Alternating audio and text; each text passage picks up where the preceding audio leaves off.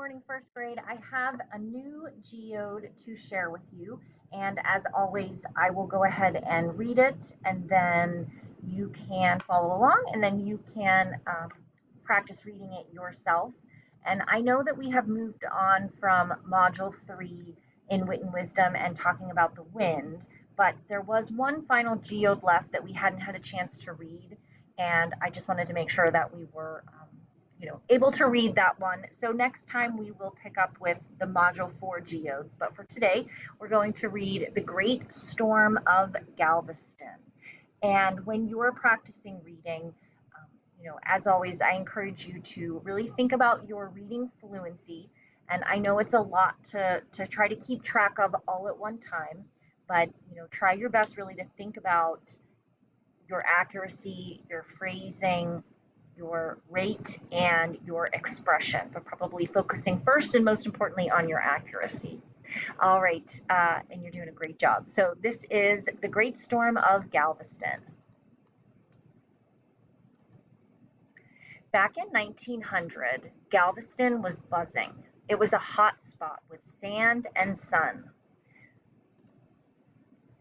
It was also in the path of many storms, but many of those storms were small. People felt that they were safe. Then came the great storm. Galveston was never the same. It all started over the ocean. Hot air rose. A hurricane was born.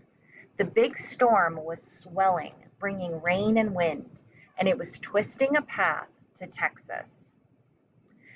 But no one there had a hint.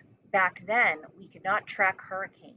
We did not have planes to spot them from afar. By the time people could see a storm, there was no time to run. So here is Florida right here, and here would be about where we live, and then this is Texas. So this storm is coming towards, obviously, Galveston, Texas at this time. Galveston did hear about the storm, but it was just one day away.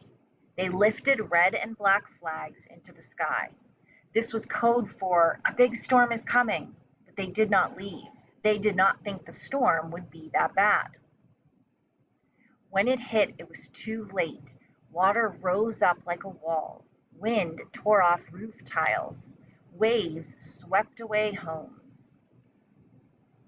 It was one of the worst storms the United States has had. We can learn a lot from that big storm. Now we track hurricanes. We make plans. We call those in a hurricane's path and warn them.